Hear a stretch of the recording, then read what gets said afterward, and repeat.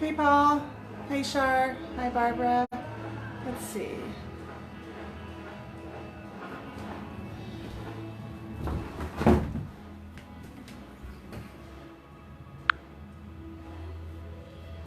Hi everyone. Okay. Hey Barbara, how are you? Hey Paul. I was just in your neck of the woods last week. I was visiting my son in Burbank. Yeah, we just moved to Astoria about a month ago, and they do, right across the street at the local brewery, they do music on Sundays. It's awesome. Saturday nights and Sunday, all day. They've been doing it all day today. There's a big regatta in town this weekend, so kind of a big local hometown celebration. So it's been a lot of fun. Hola. How are you, Paul? I haven't seen you in a while. It's nice to see you here. I hope you have good news about your book. I hope it's coming along. I thought about you when we were in California. I thought about looking you up, but we were so busy. Maybe next time. All right, so in today's video, I'm going to be talking about, I'm going to be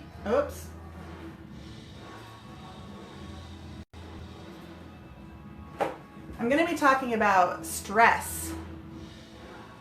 Hey, Carmen. I'm going to be talking about stress because there have been a lot of comments in the groups, in the hiatal hernia groups, about stress this week. And I can tell you exactly why you guys are having symptoms when you get stressed. So we hear this all the time. We hear that, you know, stress is a big contributor to poor health. It's a big contributor to our symptoms when it comes to GERD and hiatal hernia. And that makes sense. But what I'm going to talk about today is I'm going to kind of explain so that you can clearly see what is happening anatomically that creates the symptoms. Okay? So I'm going to talk about your hernia won't stay down. Oh shoot, I'm sorry to hear that, Paul. Darn it. Well, keep at it. Keep doing those diaphragm exercises. That's where the magic is, and that can take time. My mom says whenever she has x-rays done, they just like, oh my gosh, you have such a huge hernia. I don't know why they don't. Maybe they've offered to operate on her and she doesn't want to. I don't know, but her hiatus is huge, and so her stomach, you know, she can pull it down and get relief for her symptoms, but because her hiatus is so big, her hernia can, you know, like half of her stomach is in her diaphragm. So, that a large hiatus is going to take longer to tighten. And I honestly don't know how tight you can get a hiatus. It is a muscle. So just like any other muscle, it's going to take time to really strengthen it and tighten it. Hi, Angie. Angie says her symptoms get a lot worse when her anxiety is bad. Then she gets more anxiety over the symptoms, and it's a vicious cycle. Exactly. So Alex Klein commented, does stress make anyone's symptoms way worse? I've also thought stress has been a contributing factor to developing my hiatal hernia. I've been under pretty intense stress since last November, and I developed my hiatal hernia during my peak stress point in February of this year. Anytime I get angry, which is often due to my current life circumstances, my stomach slides so far up into my chest, my reflex has been horrendous. Okay, so two things. Number one, when we're stressed out, one of the response mechanisms to being stressed out is abdominal contraction. So when we're scared, when we're angry, when we're annoyed, when we're irritated, when we're frightened, one of the body's response mechanisms is a tightening of the muscles, right? When we're cold, the muscles tighten up. So a lot of things can create that tightening of the muscles, and stress is certainly one of them. So again, you get bad news. You're in pain. Okay, I had a bicycle accident several years ago, and I noticed as soon as I hit the concrete and then pulled myself up off the ground, I was nauseous, I was regurgitating, I had reflux, I had burping that I didn't have before when I was just, you know, riding my bike and going along and feeling great. But as soon as I had that accident, I had a lot of stress, right? So those stomach muscles contract. So what happens anatomically when your stomach muscles contract? So in your abdominal cavity, in that cavity, it's a closed cavity, okay? So when there is what we call low volume, we have what's called high pressure, okay? So when your abdominal muscles contract and squeeze your abdominal cavity, the organs within it are now, they're crowded, right? And we have low volume. We don't have large volume, we have low volume, which means we have what? We have high pressure. So now we have all of this pressure on the organs within the abdominal cavity, and that includes our lower esophageal sphincter. So for anybody new, your esophagus connects to your stomach, and where the two meet is your lower esophageal sphincter. And so again, when those abdominal muscles contract and there's crowding in the cavity, you're going to have high pressure, which can put pressure on that lower esophageal sphincter. And I like to use the beach ball because it's a great demonstration to help you really make the connection as to what's happening internally. So when you blow up one of these beach balls, this is a one-way valve, just like you have your lower esophageal sphincter is a one-way valve, okay? So this one-way valve, if we want to blow air into the ball, if we put pressure on the valve, if I'm squeezing the valve, I'm putting pressure on the valve, now I can easily blow air in, right? I can easily blow, but if I try to blow without putting that pressure in there, I have to push a lot harder, right? So when you have pressure on your lower esophageal sphincter here, you have pressure on that valve, it's not closing down tight and keeping the contents in the stomach like it's supposed to, okay? That one-way valve is supposed to open up and allow the food to come in, but it's supposed to clamp down tight and keep the contents in the stomach, okay? It's not supposed to allow those contents to come back up. Reflex. So if there's pressure on that valve, then the contents can come back up because it will open, okay? So simply put, when we have stress and we tighten our abdominal muscles, it puts pressure on that valve, and we can have reflux, we can have regurgitation, belching, nausea. Most of you know what I'm talking about. So what can we do then? Well, what we have to do is learn how to relax our abs. So ask yourself right now, what are my abs doing? Are they clenched? Are they pulled in tight? Or are they relaxed? Okay? A lot of us clench our abs all the time, but they certainly will really clamp down tight when we're stressed, okay? When we're scared, again, frightened, stressed out, irritated, angry, in pain, cold, all of those things. So we have to learn how to relax the abdominal muscles, let them go, relax them. See, now I'm your best friend because I'm giving you permission to just let your belly hang out. So relax those abs, and that will create high volume within the abdominal cavity. Less crowding, less pressure. High volume means low pressure, which is what we want. We want to decrease the pressure within the abdominal cavity. So relax those abs. And then if you can practice and master breathing into your belly, okay, and for most of us, this takes time and practice and patience to learn how to do.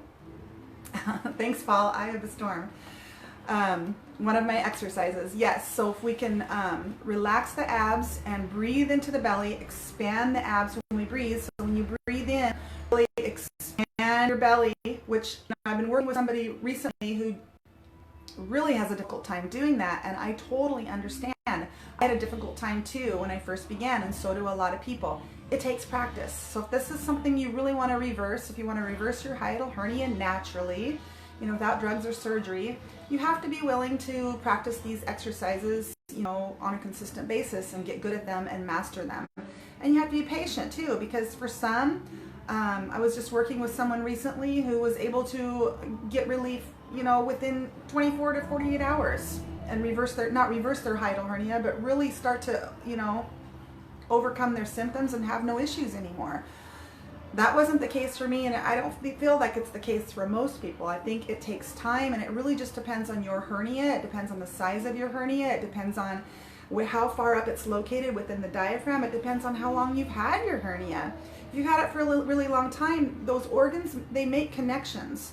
They make connections where they're at. Adhesions form, okay? So your stomach recreates a new home within that diaphragm, and so then not only do you need to stretch and move those adhesions down, you have to create, new adhesions back where the stomach was meant to be. All of this can take time. It can take time. So you have to be, you have to accept that it can take time. You have to be patient. You have to be consistent with your exercises. And like I always say, you really have to identify what created your hiatal hernia in the first place, or it's going to be an uphill battle, okay? So if you're trying to move your stomach down and do all of these things, but whatever pushed your stomach up in the first place is still occurring, then you have to address that, and you have to identify and address that. So if you have a hiatal hernia because you were pregnant, I mean, that's not something that you need to address because you're not pregnant anymore. But if you have a hiatal hernia because you've been constipated all of your life, that's something you need to address. You need to address, and you need to address the constipation. You need to eliminate the constipation, because that constipation continues to push your stomach up. But today we're talking about abdominal contractions and stress, and how we can learn how to relax our abs and breathe into the belly in order to create that high volume and low pressure. Paul says 6 months so far. I met someone, it took them 21 months to rehabilitate their diaphragm. Yeah, 21 months. It's a long time. No two hernias are alike. Thank you, Paul. Yeah, I hear all kinds of stories. 21 months, that's probably the longest I've ever heard. I heard a story from a woman who took her about 14 months, and she's now symptom-free. But she was consistent, and she didn't give up, and she was able to do it. She was able to reverse her hiatal hernia. It only took me a couple of months. Once I started really consistently doing these exercises, but I had a hiatal hernia for years and tried all kinds of things up until that point. So that's number one, is learning how to relax and breathe into your belly to create that high volume, low pressure. Number two is I'm going to talk about your diaphragm. So in a normal, healthy individual without a hiatal hernia, who's relaxed and taking nice, slow, deep breaths. This is the diaphragm. This is, again, your esophagus and your stomach. So this is what the diaphragm looks like. Taking deep breaths, it moves up and down, deep breaths in and out like that. So when the lungs fill with air, the lungs expand and fill with air, the diaphragm comes down as you breathe in. And as the lungs deflate, the diaphragm moves up to deflate the lungs. Okay, so that's a normal, healthy, deep breath, which we want. We want to be taking normal, healthy, deep, relaxing breaths on a regular basis, right? If we're always in a state of stress and we're taking shallow breaths, that means our bodies are constantly in a state of fight or flight. And we don't want that, because that puts a lot of undue stress on our adrenal system. Okay, so we need to incorporate those daily breaths for that reason. But we also need to incorporate those daily breaths for those of us who suffer with hiatal hernia. So for those of us who are taking shallow, short breaths, now what the diaphragm looks like is it's just taking these, instead of taking, going through the full range of motion, it's just making these little movements, okay? And so for those of us with a hiatal hernia now, if your stomach is stuck in your diaphragm, and now you watch your diaphragm taking these little shallow up and down movements, and your stomach is what? It's moving with your diaphragm, okay? And so now your lower esophageal sphincter and your esophagus is up here in your chest cavity, okay? And so there can be pressure then as that diaphragm is moving up and down. There can be pressure now on your stomach, because your stomach is trapped in your diaphragm. Pressure on your lower esophageal sphincter, because now it's up here and it can be rubbing against your aorta, your heart, your lungs. Pressure on your diaphragm, and that pressure on your heart and your lungs can cause, breathing problems and panic attacks. And so the list of symptoms gets really long at this point, right? When you have the hernia stuck up in the diaphragm. So again, going back to a healthy individual, when that diaphragm is is going through the full range of motion and really moving up and down, it's nowhere near your lower esophageal sphincter. Okay, it's not going to put that pressure on your lower esophageal sphincter. So what can we do about this? Well, we can begin to practice deep, slow breaths. Okay, but the key is to relax your abs while you take those long, slow breaths. So don't listen to anybody that coaches you how to do diaphragmatic breathing that tells you to pull your abs in. That's not for us. That's not for those of you with hiatal hernia. Okay, that's really, really important, because again, let's say you've got this hiatal hernia and you're pulling your abs in, so you're creating that pressure. Again, high pressure, low volume, high pressure. So you're pushing your stomach up into that diaphragm, further herniating your hernia. And now you're taking these shallow breaths and you're moving your stomach up and down like this. of course you're going to irritate your lower esophageal sphincter. Of course you're going to irritate your stomach and your esophagus. Of course you're going to irritate your diaphragm, and you're going to have pain here at the ribs, at the herniated site and under the rib cage. Okay? And of course you're going to be symptomatic if you're taking those shallow breaths and you've got your stomach lodged in there. So if you can take long, slow breaths, ideally what we're trying to achieve with this is a couple of things.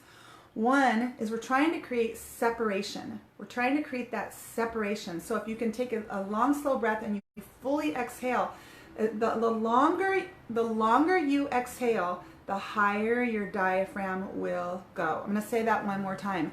The bigger your exhale, so keep exhaling, keep blowing out, keep deflating. And so when you take in a breath and you go to exhale and you're practicing these exercises, it's really important that you're fully deflating your lungs, because that means your diaphragm is going to come up as high as it can possibly come. It's going to go through that full range of motion so that we can try to create that separation. Now, if you've got a really good lodged in there, a really good, if your hernia is really lodged in there and your diaphragm goes up, it may just pull your stomach up with it. And it may create increased symptoms for you. It may make you feel worse. And so feel free to stop.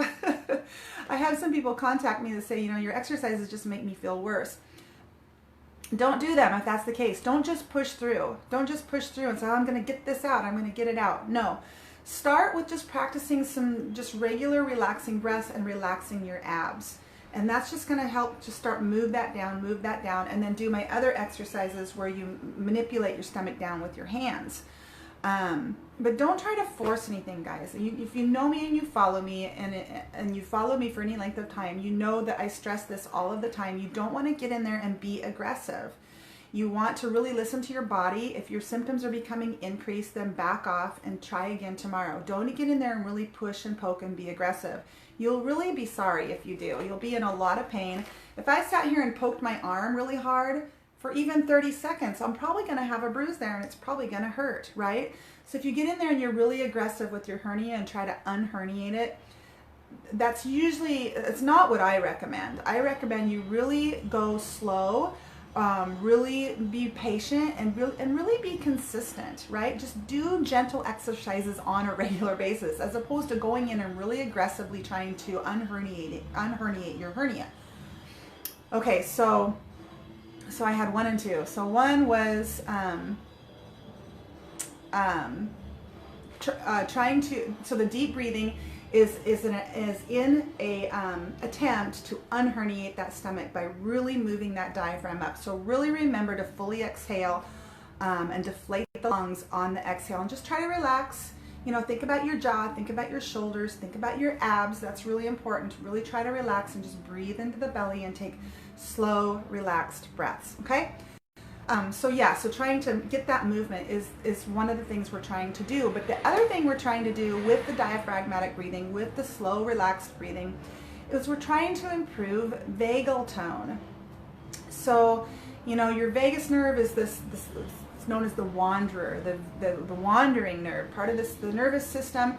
Really, really important. Your nervous system is the body's highway for communication. It's how the body speaks to the mind, and the body speaks to, it lets you know. It lets you know when there's pain and discomfort, right? You put your hand on the stove and it's hot. If it didn't communicate that to you, that hurts, your hand would catch on fire and you'd lose your hand, right? So it's a survival mechanism. You have to listen to that communication and make that adjustment, okay? So the way that we improve vagal tone, that vagus nerve, again, it starts in the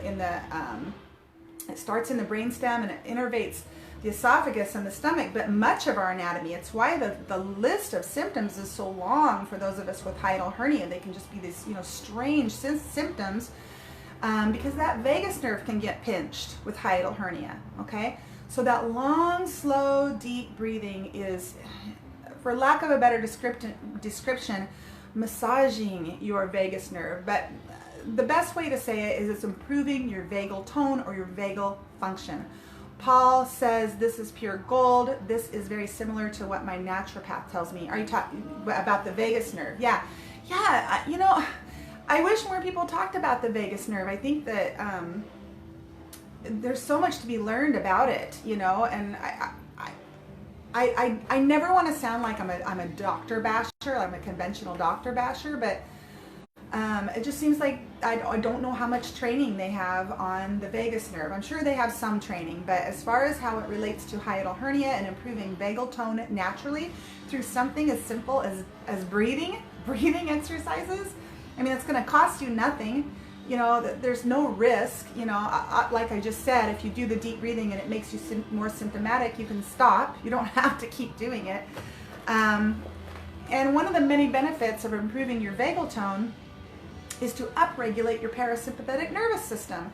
So again, I was talking before about if you're stressed all the time and you haven't figured out a way to manage your stress, and you're always, you know, shallow breathing and tense muscles, that means you're upregulating your sympathetic nervous system, which means that you're constantly in a state of fight or flight, which puts a lot of, you know, strain on your adrenal system, and we don't want that. So as we improve our vagal tone, we upregulate the parasympathetic nervous system, which is the opposite of fight or flight. It means that all is well. The body can now go into what we call rest and digest mode, heal and repair mode. It can't do those things when it's in fight or flight. Fight or flight means life-saving mechanism. It means we need to transfer all auxiliary power to vital organs, right? Instead of things like healing and rest and repair.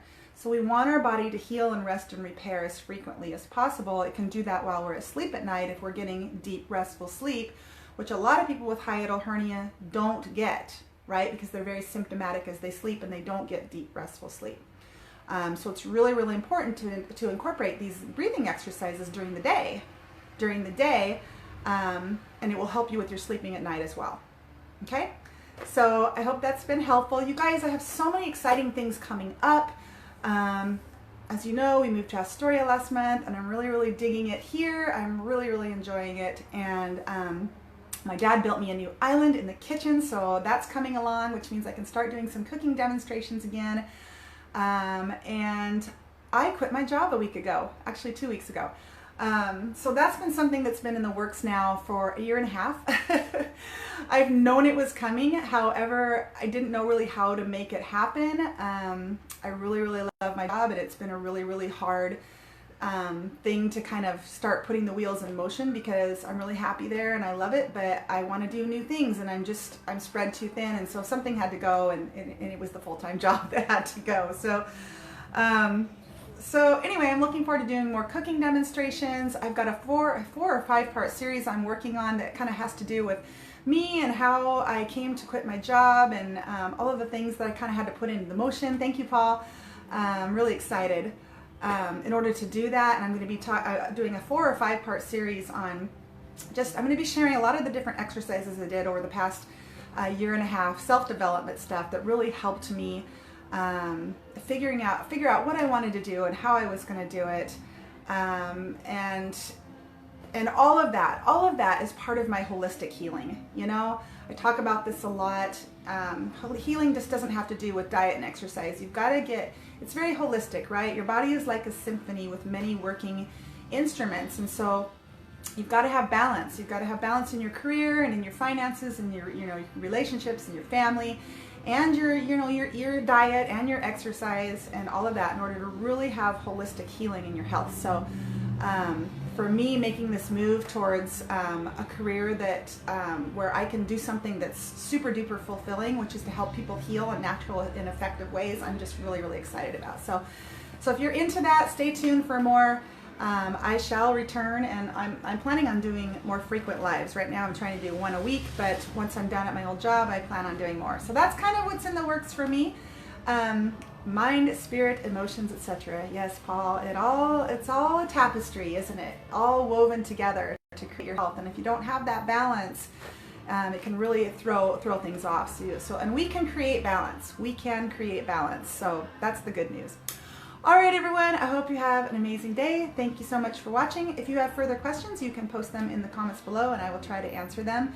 I prefer that you do that as opposed to private message me, and I will try to answer your questions as best I can. Thank you for watching.